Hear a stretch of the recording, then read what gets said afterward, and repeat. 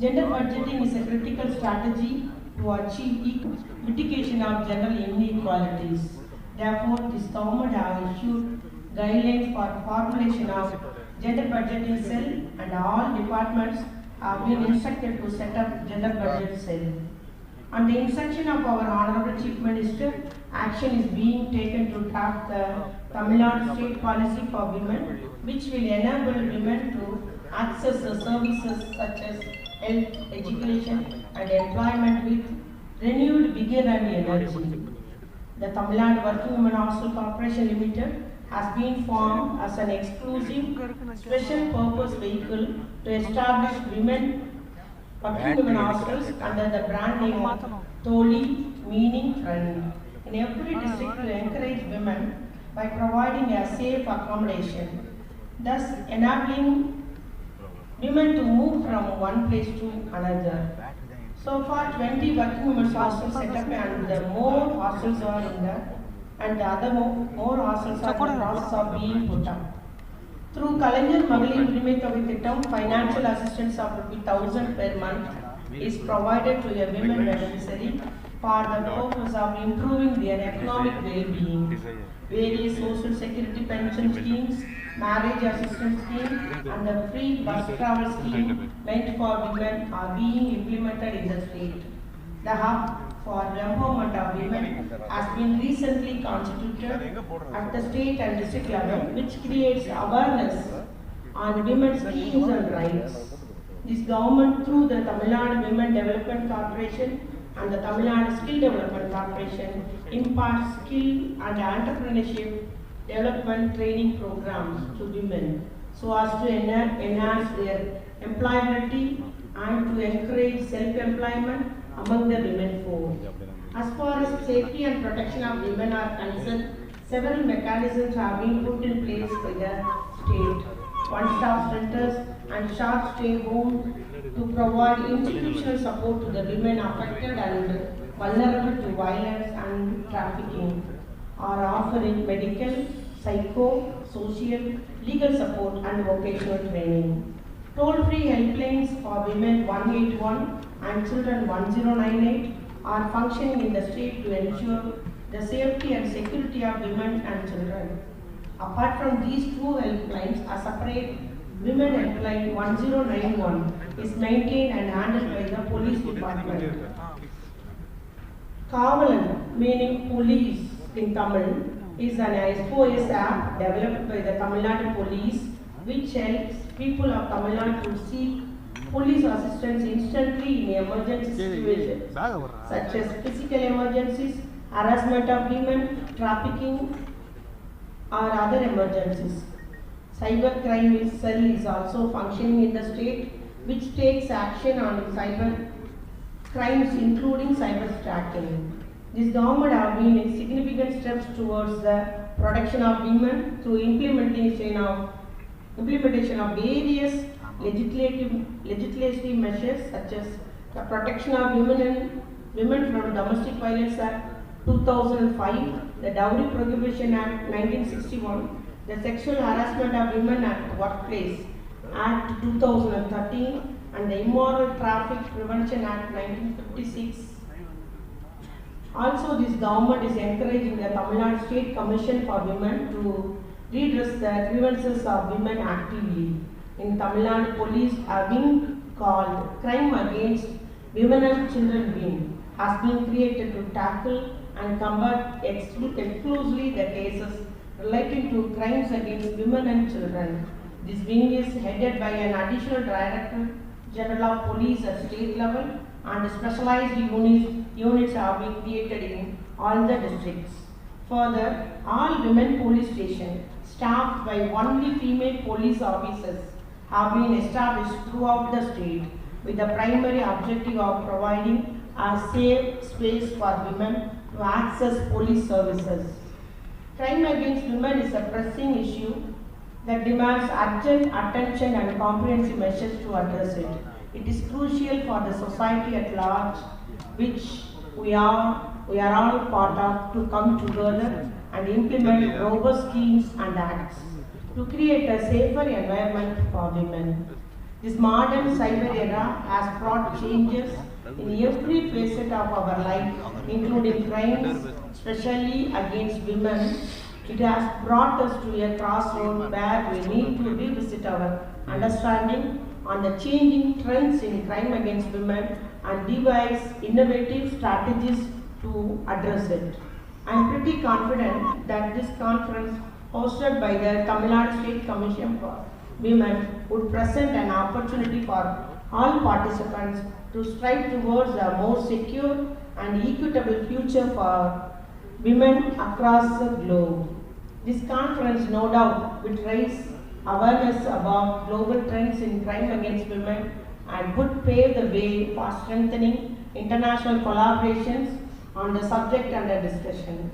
I commend the efforts taken by the Tamil Nadu State Commission for Women and its supporters, International Justice Mission, National Cyber Security Research Council, and Adventure Media for conducting this path-breaking international conference. Tackling crime against women demands our collective commitment and action. As we engage in this international conference, let us pledge to work collaboratively, sharing best practices, expertise, and resources to create a secure, more just society for all, a society free from atrocities and violence against the vulnerable population. Let the outcomes of this conference cause the desired ripple effects globally. Let us rise strong. Thank you all, and I once again wish this conference a great success. Thank you.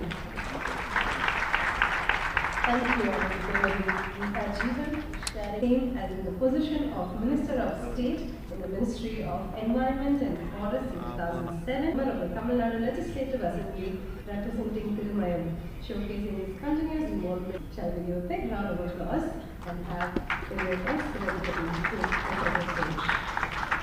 Chief Guest-ஆக சிறப்பு விருந்தினராக பங்கேற்றிருக்கிற எங்களுடைய திராவிட முன்னேற்ற கழகத்தினுடைய பொதுச் செயலர் அன்புக்குரிய சகோதரி திருமதி கனிமொழி அவர்களே, இன்றைக்கு மிஸ்டர் சிறு ஐஏஎஸ் அவர்களே, வில்லிங்சன் அவர்களே, miss universe Singapore miss Priyanka, united ஸ்டேட்ஸுடைய consul general mister Christopher Burgess அவர்களே, Director General, I leave it honor to stand before you today and address the crucial topic of global trends in crime against women.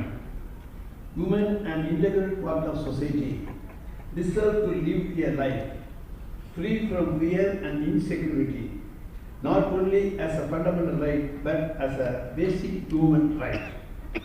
Promoting social justice is the primary concern of our Dravidian model government of Tamil Nadu. The empowerment of women is the main aspect of social justice, and our government headed by our Thalapathy, Honorable Chief Minister, is committed to it. மகளிருக்காக கட்டணமில்லா பேருந்து பயணம், which means free bus travel for women and girls in the state என்பதில் துவங்கி மகளிர் உரிமை தொகை, which means 1,000 rupees will be provided to women headed women of eligible households என்பது வரை. Our government have launched many welfare and innovative schemes for the social and economic development for women. Now this மகளிர் உரிமை தொகை concept has become a compulsory one in the election manifesto of every political party in India. And I am proud to say that our government headed by the Honorable Chief Minister Thalapathy is the pioneer for this concept. The persistent issue of crime against women demands immediate attention and collective efforts. Despite the existence of numerous laws and penalties, offences like rape, murder, dowry deaths, human trafficking, kidnapping and abductions against women are on the rise. Each and every one of these offences should be dealt with individually and collectively as a social and legal menace, so that they can be curtailed by appropriate defense and counter actions. Addressing these issues actually require a multi-pronged approach involving education, awareness, stringent laws and social transformation. In many cases, laws need to be modified to suit the present social, economic, living and political conditions. Reform measures should be included educating the public about the offences against the women, educating women about their rights under the law, training of the social workers to assist female women victims, bringing more offenders into courts, creation of women's association at local, district, state and national levels to fulfill advocacy roles, etc. Beyond these, we have to think about fighting against the crimes and offences against women in social media, internet, artificial intelligence, etc.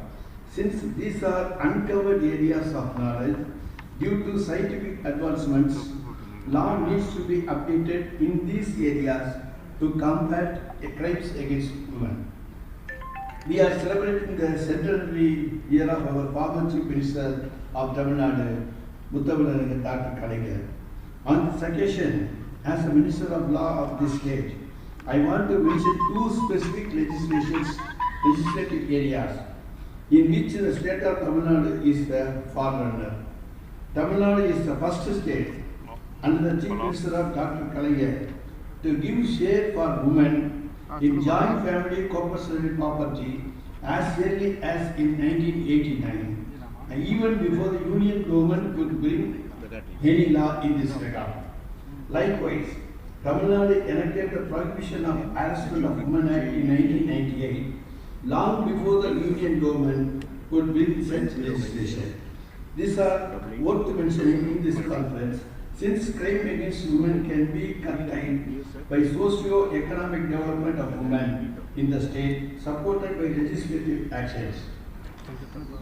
Our government is committed to guarantee enforcement of rule of law in the state so that access to justice can reach to and felt by common public.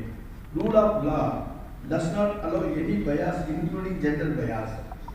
Our Honorable Chief Minister ensures law and order by properly applying the rule of law, and consequently crimes and offences could be reduced to a greater extent in general and particularly against women. Government of Tamil Nadu have already constituted 22 fast-track Mahila courts in the career of district judges and 32 additional Mahila courts in the career of judicial magistrates for exclusive trial of cases of crime against women. In addition, 16 special courts have also been constituted for exclusive trial of cases under the POCSO Act, and constitution of 4 courts are under process. A special court is functioning in Coimbatore for trial of cases under the Domestic Violence Act. Empowerment through education plays a pivotal role in preventing crimes against women. By imparting knowledge and promoting a sense of self-worth, women are better equipped to recognize their rights and stand up against any form of abuse or violence. Communities, institutions, and individuals need to collaborate in fight against the crime, creating safe spaces, offering support systems, and addressing social attitudes that perpetuate violence are steps towards a more secure future for women. Nowadays, in many forms of crimes like online and cyber crimes, we lost even the geographical limits and unable to see the face of offenders. We have to fight against these crimes collectively at international level, and no state or country could be able to take action against them individually. A recent report of the National Crime Bureau reveals that Delhi continues to remain the most unsafe metropolitan city for the women in India, while Chennai is ranked among the top 10 safest cities for women as per an independent study published recently. This shows the remarkable efforts taken by our Tamil Nadu Chief Minister in this wicked issue. But our aim is clear-cut, that our state of Tamil Nadu should be ranked to be the safest place for women, as pioneered in gender equality and women's safety and empowerment. We are hopeful to achieve it in the near future.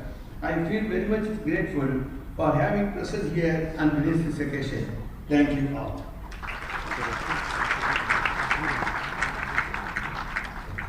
Thank you, Aya. With a little background as she walks towards the podium, she's an eminent Indian politician, poet, and journalist. Stands as a prominent figure in the political landscape of the country. She represents the Thuthukudi constituency in Lok Sabha, former MP representing Tamil Nadu in the Rajya Sabha, active voice in advocating for the interests of her constituents and addressing key issues facing the nation. Over to you, ma'am. We welcome you to our chest.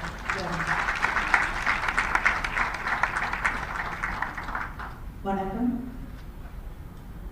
I would like to congratulate the government of Tamil Nadu, the Chief Minister of Tamil Nadu, and the Tamil Nadu State Commission for Women for organizing this international conference on global trends in crime against women. You've done a great job, and it's a very, very important program that you've organized. So I congratulate you and thank you on behalf of all the women.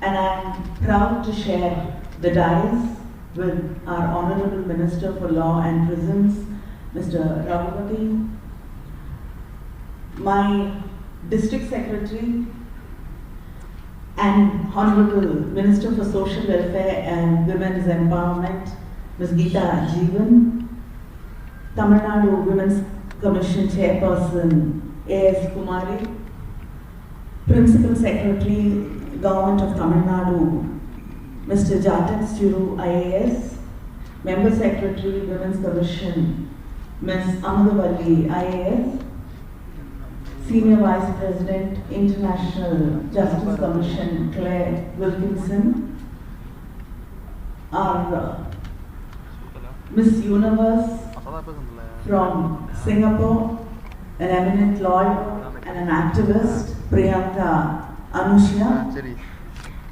the Consul General of the US Consulate, Christopher Hodges, the Consul General of Singapore,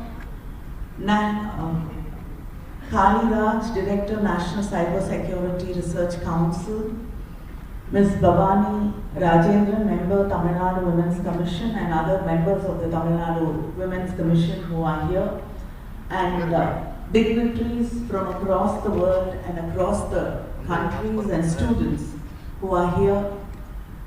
It's a very proud and important moment for all of us, because in Tamil Nadu, by the Women's Commission of Tamil Nadu, we are organizing this conference which discusses about the global trends in crime against women.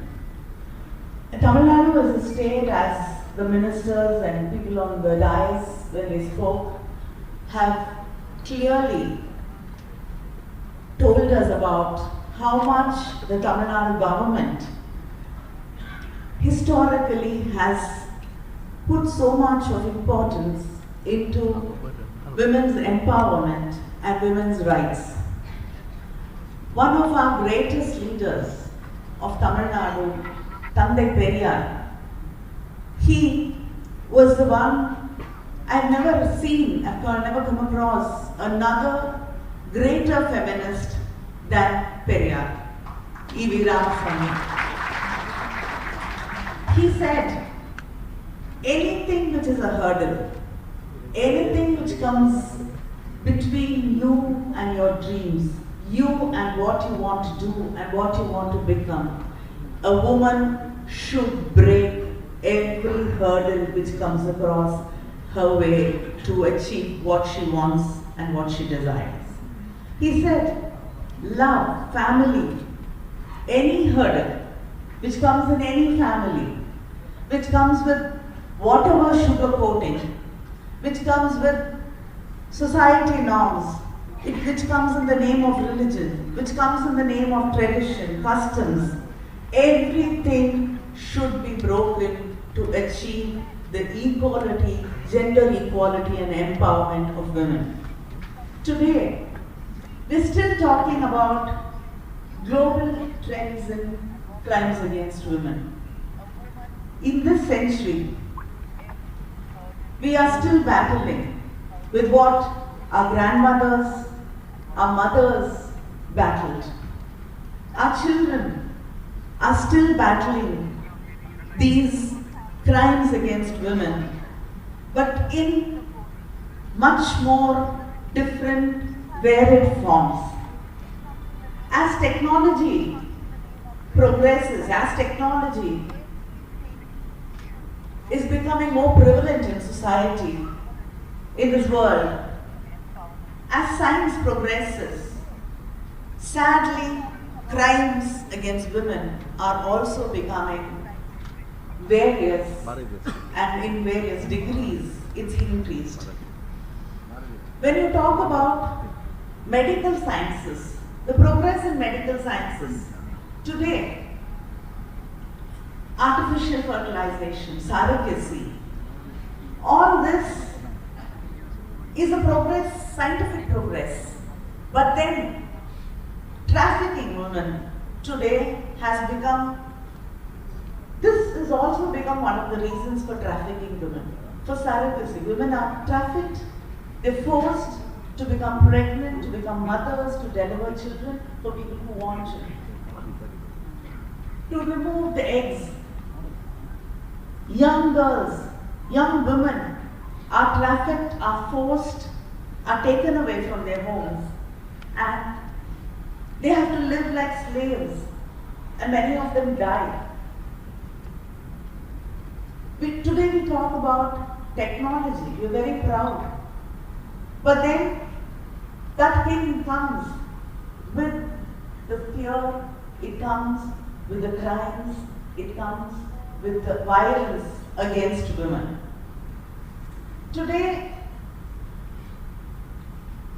journalists, women journalists who express their opinion on social media, we see how much they are targeted, how much they are harassed, and what threats they have to face. Writers, thinkers, politicians who express, and especially when it is a woman, the harassment is much more. When it is a woman, what they call as character assassination, talking about personal things, harassing them for what they are, objectivizing them, insulting them physically. So this is what every woman has to face. Our policymakers, our politicians, our women in places of power, so-called places of power, are they safe? No. They become easier targets. They become targets which actually people believe that the women who are becoming targets can be broken and removed from public space. This society, this world, still hasn't learned to tolerate women in public spaces, to tolerate women who step outside their kitchens. That's why Periyar said, take away those ladles from the hands of these women and give them books. You will start seeing changes. But then, society, the world, policymakers, many governments still want to see women in the kitchen with the ladles. That is why I think the 33% women's reservation, which we've been fighting for in India, is still a dream. Every political party, nearly every political party supports it. But still, we have not been able to make sure that is implemented, is because we still do not want women in politics, in spaces of power, in public life, which these spaces have been exclusively male spaces dominated by men. And today, opening up these spaces, giving a little bit of place in these stages. I think this is one of those rare stages where you see 7 women on stage. But otherwise it is, and I suppose it's because it's a women's conference also. Otherwise it is, I think it's one of us, because they need a representation, and that's it. So this opening up of spaces is the problem we still face. That is the reason why so much of violence, and we've been teaching children, society has been across the globe. It can be a third world country, it can be a developing nation like India, it can be a so-called developed nation. But still, we believe that men are here, religion teaches us, society teaches us, traditions teach us that women have to be protected. Men are here to take care of us. Men are here to guide us. Men are here to tell us how to live. Men are here to make decisions for us. Men are here to control us. If a woman talks too much, still society's question is, don't you know to control your wife? So, this conditioning, not just to women, to men, that you can control a woman, you can decide what she wears, you can decide what she does with her career, what she thinks, how she dresses. Everything can be decided by somebody else. And if you're a man, you have that right to do it.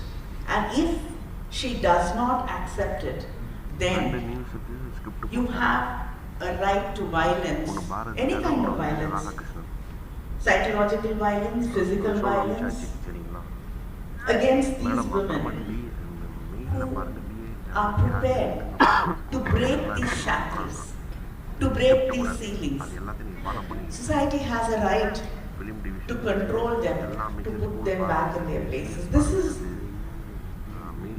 the basic, where every man and woman are taught this again and again and again by every country, by every society, by every religion. And then, from these people who've been taught and conditioned to believe this, we have our policy makers, we have our politicians, we have our police people, we have our lawmakers, we have our prosecutors. So where do you find a person who is prepared, who understands, who believes that men and women are equal? We are not talking about privileges.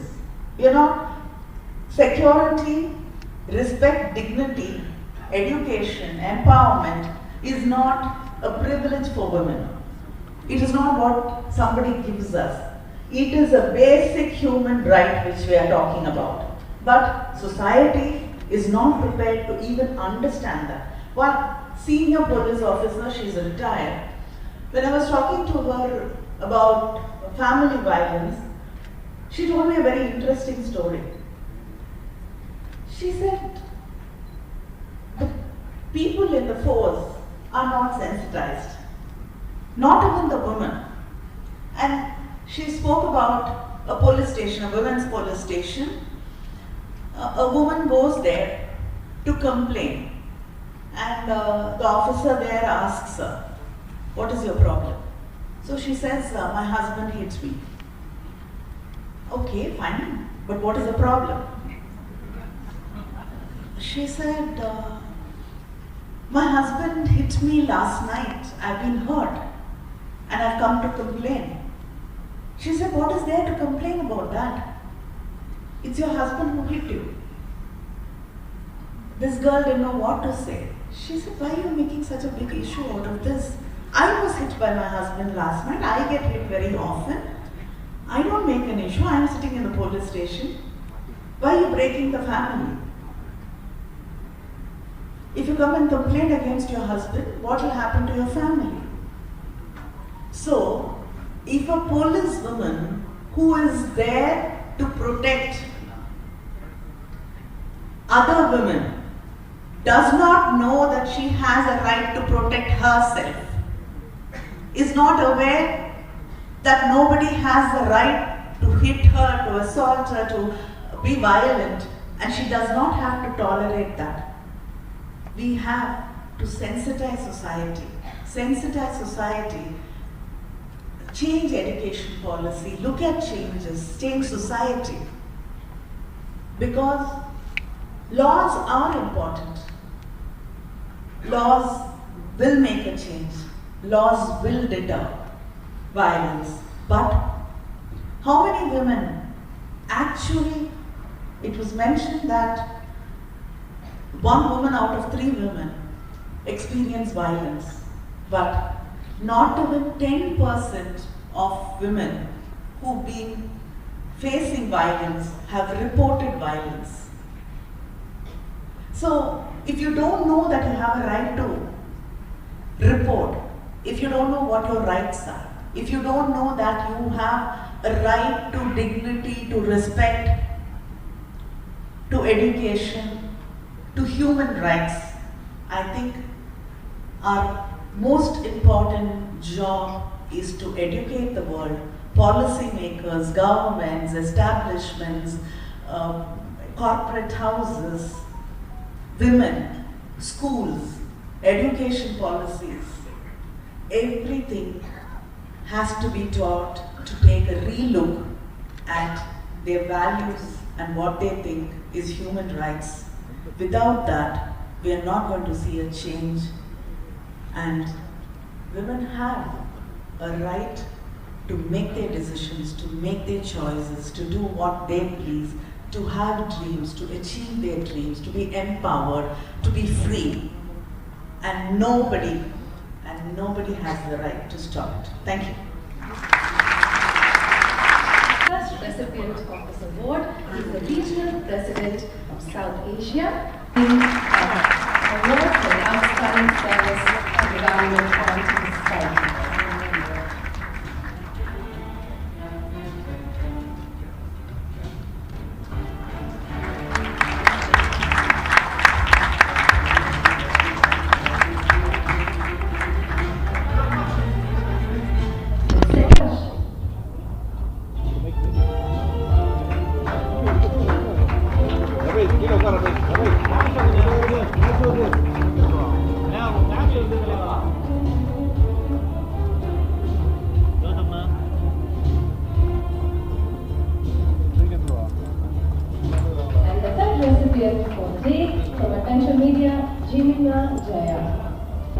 Joined by her team receiving this award.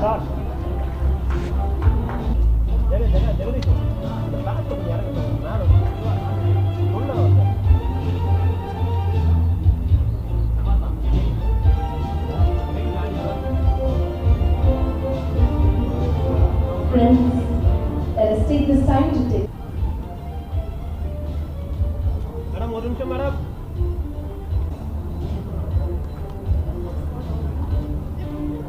We also take this opportunity, friends, to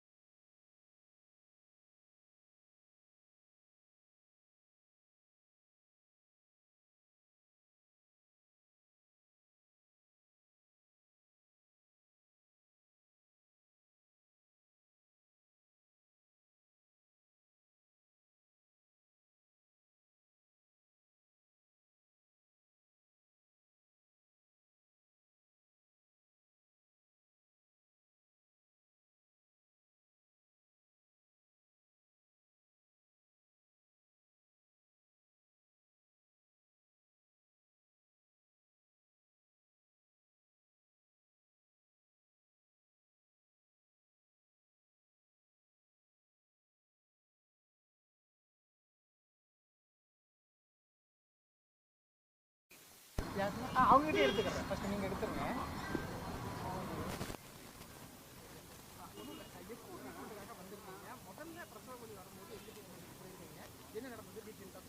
என்னோட பேர் வந்து மசூத் பாஷா. கன்னிகாபுரம் 2வது தெருவில் இருக்கிறேன். வீட்டு number 8. 6ஆம் தேதி அன்னைக்கு